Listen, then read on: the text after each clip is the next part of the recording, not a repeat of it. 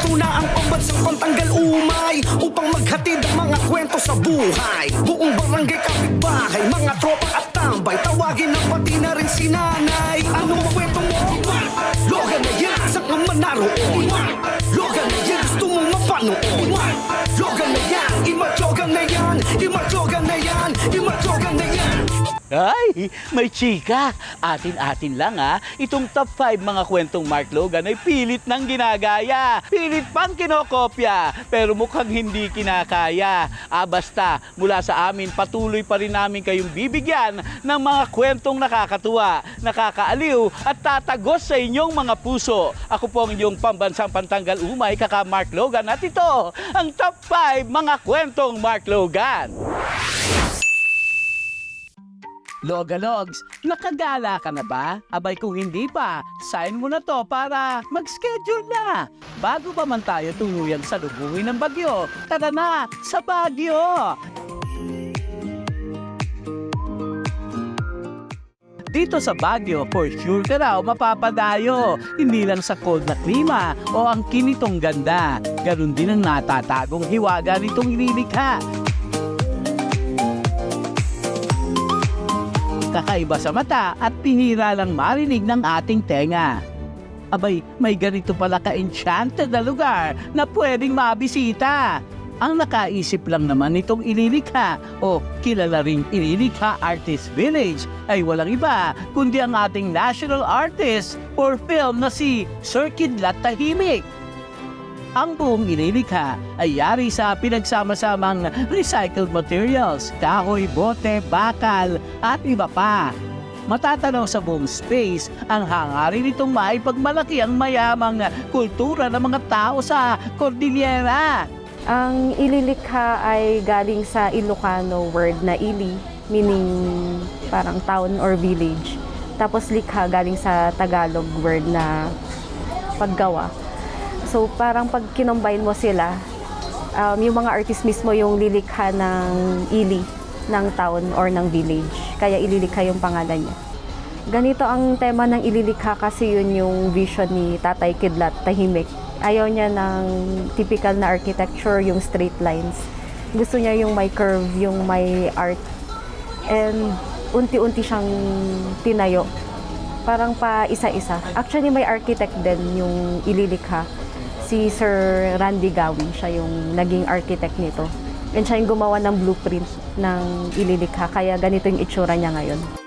Hindi lang mabubusog ang inyong mga mata, well satisfied din ang sikmura. Hindi kasi magugutom dito, Logalogs. Kaya make sure na may pocket money kang dala. Mahahatak ka papasok ng aroma ng kape nila. Marami kang flavor na pagpipilian. Tsak malilito ka kung anong bet mong malasahan. Madalas namin nagiging suki dito sa Kape Kulaaw, sa aming cafe. Mga estudyante, tsaka mga turista. Pero most especially mga artists din ng Baguio. Meron din ditong mini theater. Pwede ka manood kung sa paglilibot mo'y feel mo na ang pagod.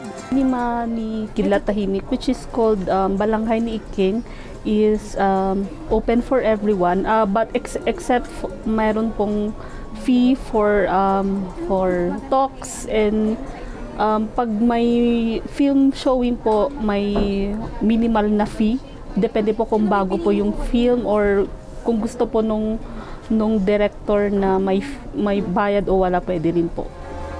Isa pa sa kainaman ay ang nakapalibot dito na tindahan. Marami kang pwedeng mabilhan. Siyempre ng pasalubong na talaga namang inaabangan. Subalit kung ano ang malakas umakay sa turista, ang buong structure mismo ng inilikha. Hindi ka hatakihin ng boredom dahil sa pag-entry mo pa lang may magical ka nang mararamdaman. Para kang bumisita sa kakaibang dimensyon. Pasok na pasok sa iyong expectation.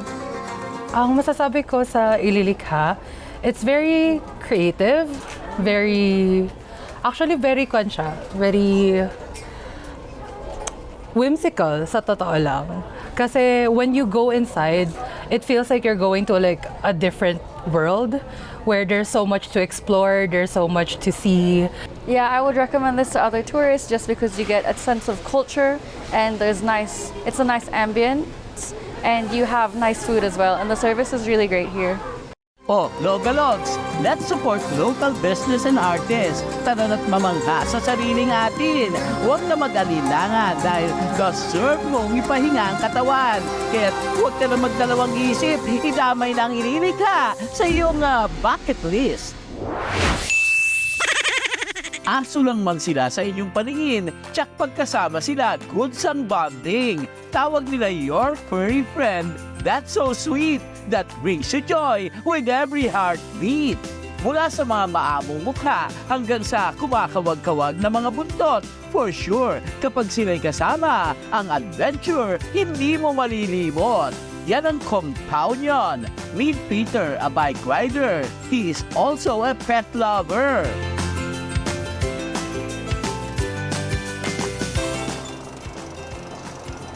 Hello Galogs! Ako si Peter at ito ang aking travel companion na si Murphy at si Jordy. Sa tuwing nagbabike raw si Peter, hindi siya naiinip dahil bukod sa magagandang tanawin, mayroon din siyang kasama sa bawat landas na tatahakin.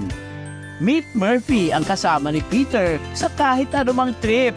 Noong pandemya, lahat ay bored sa bahay. Kaya naman naisip nila, together with their bike, sila ay maglalakbay. Kasama na niya si Murphy sa kahit anumang rides. Kaya naman pag may nakakakita sa kanila, lahat ay amazed inside their villa. Hindi siya ordinary kapag nakasakay sa kanyang balikat si Murphy. Truly, siya'y natatangi dahil kaya niyang magbalanse sakay sa bike ng kanyang daddy. Wow! Hanip! Started bringing Murphy after a year ko na nagbabike. I decided to bring Murphy kasi I noticed na kasi madalas ako nagbabike, naiiwan siya, wala siyang kasama. So I decided to bring him with me. And then si Jordy, recently ko lang siya nasama. Actually, nung March lang.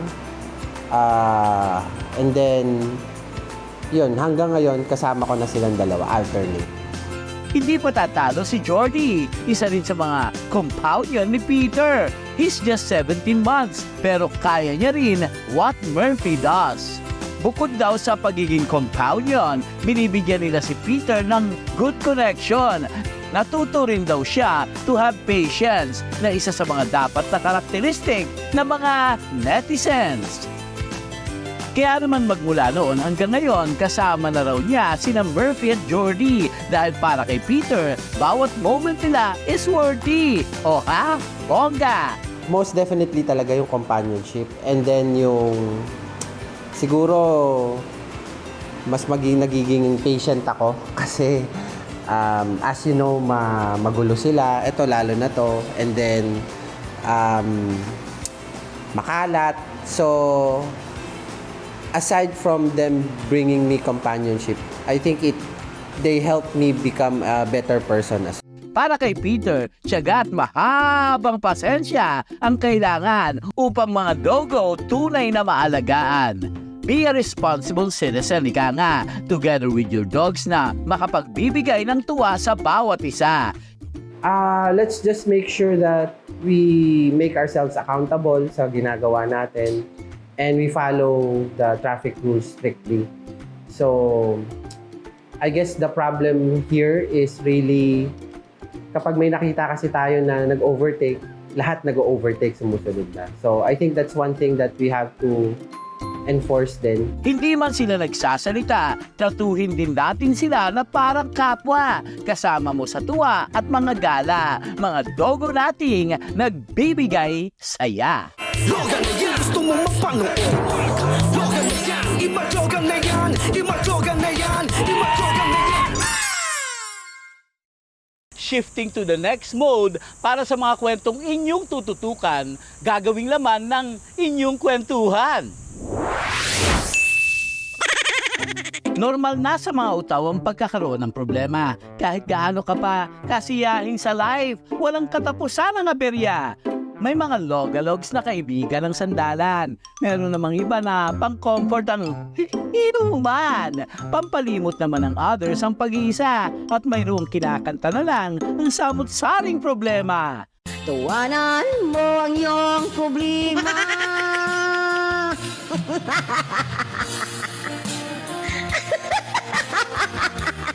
Pagpatak ng gabi, dama mo nga raw ang bumabahang konsumisyon. Minsan, feel mo ang lungkot kahit di mo knows ang reason. Kaya kung ang iba ang takbo kumarte sa BGC o poblasyon, ibahin mo itong midnight tambayan. Nakakaiba ang vision.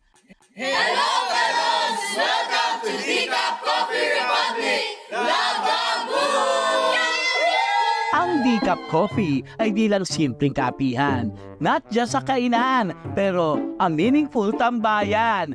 So here in Decaf Coffee Republic, we just don't serve coffee. More than that, here in our coaching hub, we offer our therapeutic lifestyle. Dito sa Mandaluyong City ko sila namataan. Hating gabi na pero di usapang lasyeng ang kwentuhan. Get someone in front of you and help that person blink its way to a beautiful life. Topic for Kapihan Night ay the power of blinking. Magandang paraan para ito para labanan ang overthinking. Pang-refresh kumbaga para maibsan ang pangit na pagtingin sa life o problema. Pang-refresh ang paninimdim. Taong 2017, sinimulan ng Decaf ang kanilang misyon upang magtayo ng takbuhan sa mga taong alone at kinain ng confusion. It started as a vision, dream, wish, or prayer. I wanted a space where I can go at the middle of the night and safe. But there's no place like that. So where do you go? Like, where do you go a quiet time kung yung bahay mo hindi quiet? So I wanted that space.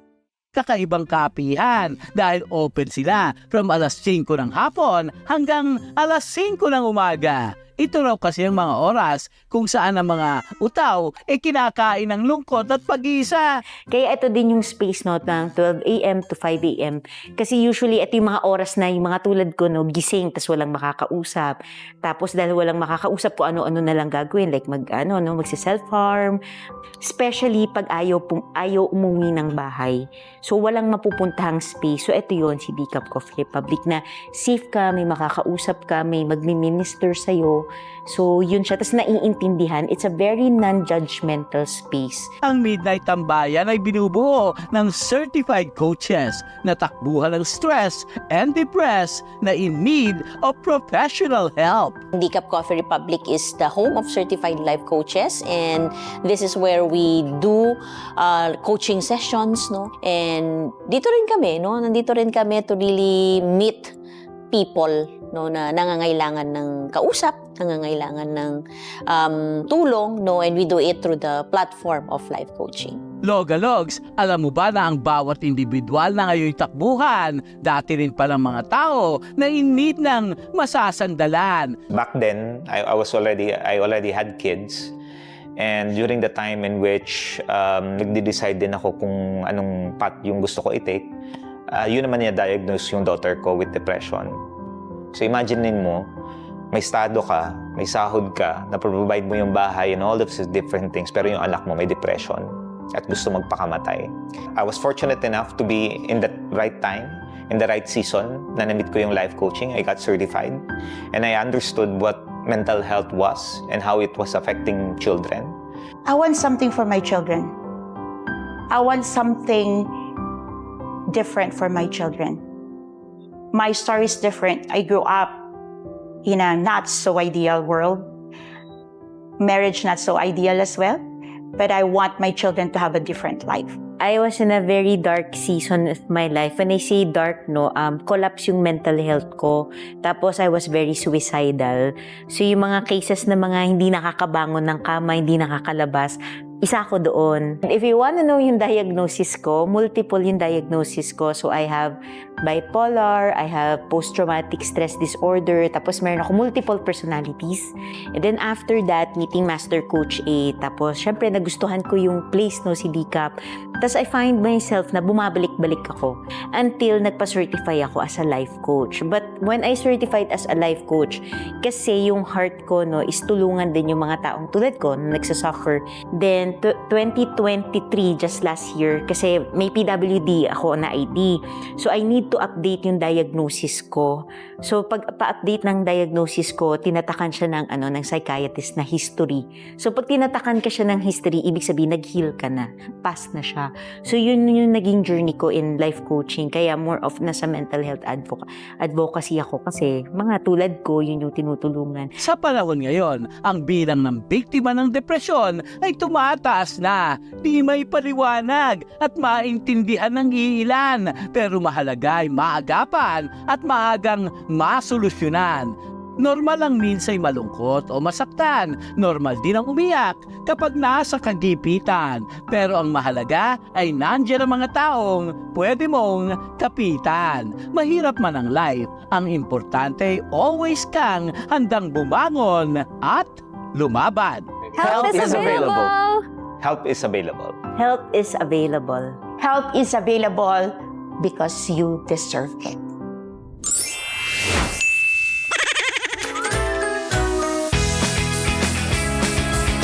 Sa pagsikat ng araw sa silangan, abala na ang lansangan. Mga tricycle at jeep nag-aagawan sa daan. Tilaok ng manok ang kasabay, sa bagong umagang sumisilay. Kape mainit, nagpapalakas ng diwa, sa harap ng pandesal at masarap na mantikilya. Wow, yummy! Mga batay gising sa mga TV nakatitig, pero pag ito'y narinig, mas mabilis pa sa alas 5 kung lumabas ng kanilang mga silid. Akala mo'y artista kung pagkaguluhan. Yun pala'y taho ni tatay ang pinipilahan. Hindi lamang palang taho ang panalo dahil ang kanyang outfit, plakadong plakado. Taray! Hello ma'am, kayo. Ang boses ni tatay, tila musika sa pandinig. Ang sigaw niya ay sa malayo'y naririnig. Meet Tatay Willie, ang cowboy taho vendor ng Quezon City. Mula Balintawak hanggang QC, binabaybay ni Tatay Willie. Makabenta lamang ng kanyang taho. Natsak na sa sarap at ninamnam, hindi ka magsisisi. Taho na kayo? Yeah, pag pinantaho. Dalawa? Oo. 20 raw. Okay. Kuya, ang ganda ng alahas, oh. Kaya naman mapa security guard at street sweeper, solve ang kanilang mga hunger sa tuwing makikita si Tatay Willie. Dala ang kanyang taho and outfit na ka-Willie Willie. 4 na dekada na raw nang magsimula si tatay magbenta. Mula sa pagtatrabaho sa pabrika, siya'y sumugal sa taho na pumatok sa masa. Kolektor ako ng Western Marketing Corporation. Kaya ko natuklasan yung pagtitinda ng taho. Dahil nilipat ako sa delivery, 4 na araw lang. Ngayon yung pinsan ko nagsabi sa akin, gusto mo kumita ka, magtinda ka ng taho. Yung 2 araw na walang pasok, ginawa ko nagtinda ko ng taho. Sa pagbalanse ng taho, siya'y eksperto. Kaya naman para mas lalong umasenso, nakaisip siya ng pakulo. Sa kanyang tuksido hanggang sa sapatos na magara, akala mo'y papasok sa opisina. Dagdag mo pa ang kanyang malak-cowboy na sombrero. Tsak mapapabili ka talaga sa kanya ng...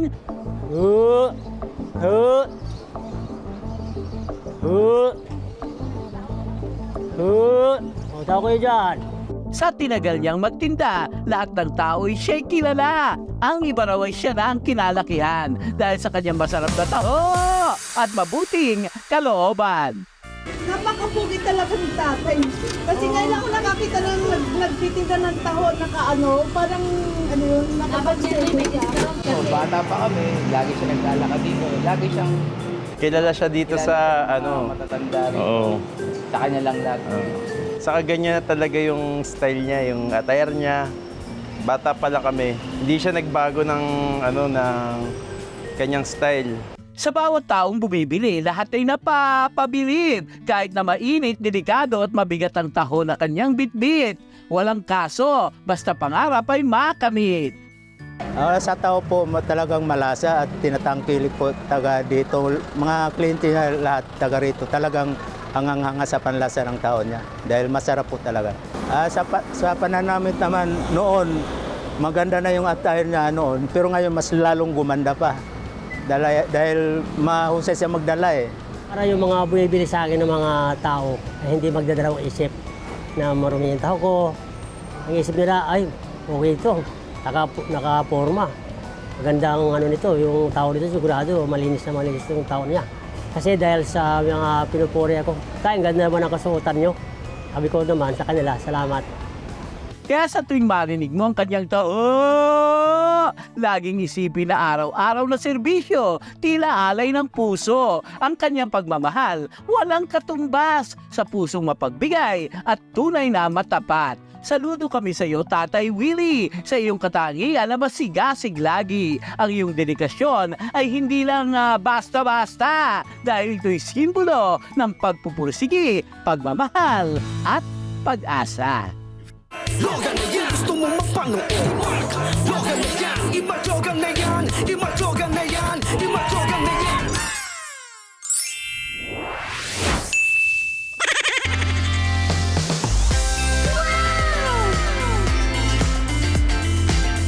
The best talaga ang Noypi sa sining. Hindi ka mapapailing sa layo at lawak ng ating nararating. Gina G makipagsabayan kahit pa sa anong bayan. Basta sa usapang arts ang laban, abay sureness na hindi ka uurungan sa creativeness na larangan. Remembrance, souvenir, memento, kontento na ako dito. Hindi ko man nakuha yung puso mo, nakuha ko naman yung panghilod mo. Parang same thing lang din naman kasi parehas lang silang bato. Bumiyahe kami papuntang Caloocan. Dinayo namin ang isang young artist. Hindi ka raw dapat pumikit. Once nag-start siyang gumuhit. Halagalogs! Ako si Emmanuel Dane A. Ventura, ang young artist ng Diparo, Caloocan City. Itong si Dane, abay, super galing. Sa edad na 16 ang kanyang drawing, malayo na ang nararating. Umabot lang naman sa kalahating milyon ang video niya sa TikTok. No doubt kung bakit patok. Hindi lang isa o dalawa, 3, 4, 5, kundi 50 centis lang naman ang naguhit niya ng magkakasunod. Gamit ang 2 kahoy at sandamakmak na ballpen na nakatape dito, hindi naging imposible para kay Dane na maisakatuparan ito. Yung process po ng pagdodrawing ko doon, una-una po, medyo naging challenging po sa akin. Kasi yung pagdodrawing ko po, sa kanang kamay ko po talaga. Hindi ko po kayang mag-drawing sa kaliwang kamay. So, malaking challenge po sa akin na mag-drawing po ng napakarami. Nagamit ko din po yung isa kong kamay na hindi ko pa ginagamit sa pagdodrawing. Logalogs, sige nga, hulaan nyo kung ilang oras niya itong ginawa. Inabot po ako ng 14 hours po total sa pagdodrawing po ng scribble art ng 50 most influential scientists sa buong mundo po. Ginuhit niya lang naman ito ng 14 na oras. Grabe na yun. At bukod doon, naging subject niya na rin ang 17 presidente ng Pilipinas. Look ang angas! Yung una ko pong gawa ay yung 17 na presidents ng mga Pilipinas na sunod-sunod ko pong dirinawing gamit yung bamboo stick po. Bali, dirinawing ko po siya na meron pong 8 feet na bamboo stick, then nakahilera po yung mga drawing sa isang lamesa. So, ang nagiging flow po nun, bali, inuuna ko pong i-drawing yung nasa gitna, then parang sinasagwan ko po yung stick para umabot po yung ballpen sa dulo. So, hindi po siya literal sabay-sabay, but sunod-sunod ko po siyang dinadrawing. Ito pa lang si Dane noong 4 na taon, unang na-inlove sa pagguhit. Akalain mo'y na-encourage siya dahil lang sa napanood na palabas sa telebisyon. Aba ngayon, open na siya for commission. Nakarating na nga ang kanyang drawing sa iba't ibang location. Marami na siyang naiguhit, sikat man o anything under the sun. Basta kanyang maisipan, go na yan! Hindi lang scribble ang kaya niyang gawin. Sa charcoal painting, siya'y, papalag din. Pagdating naman sa paaralan, si Dane din ang panlaban. Marami na siyang nasalihan. Wala nang usapan, basta siya na ang pambato sa ganitong larangan. Sa ACADS naman, never niya itong napabayaan. Kaya ang kanyang mommy, very proud at super happy. Sobrang na-amaze ako sa lahat ng mga achievements ng anak ko ngayon kasi at his age na 16, parang nasa shock pa ako ganyan. Pangarap ko sa kanya na maabot niya lahat ng dreams niya. Una-una, makapag-aral siya sa abroad and especially makarating siya dun sa Europe kung saan nandun talaga yung ng paintings. Sa murang edad, alam na ni Jane ang naging guhit ng kanilang palad kaya todo siya sa pagsusubikap upang matupad ang pangarap. Sa katunayan ng kanyang mami at panganay na kapatid, ang inspirasyon niyang walang patid. Mami ko po kasi ay single mom. So, bata pa lang po kami, nakita ko na po kung gaano kahirap and gaano karaming sakripisyo po yung ibinigay niya po para sa amin. And pangalawa naman po yung kuya ko. Yung kuya ko po kasi ay diagnosed po ng autism disorder. So, even though siya po yung panganay and ako po yung bunso, medyo nagiging baligtad po. Ako po yung nagiging panganay kasi ako po yung pilit umiintindi at tumutulong po kay mami para sa kanya.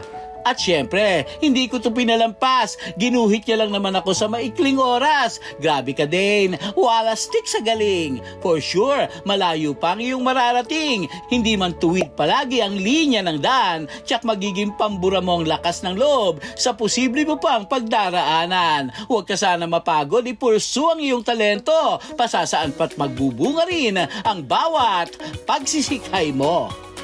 Hi Logalogs! Tutok na kayo sa top 5 mga kwentong Mark Logan.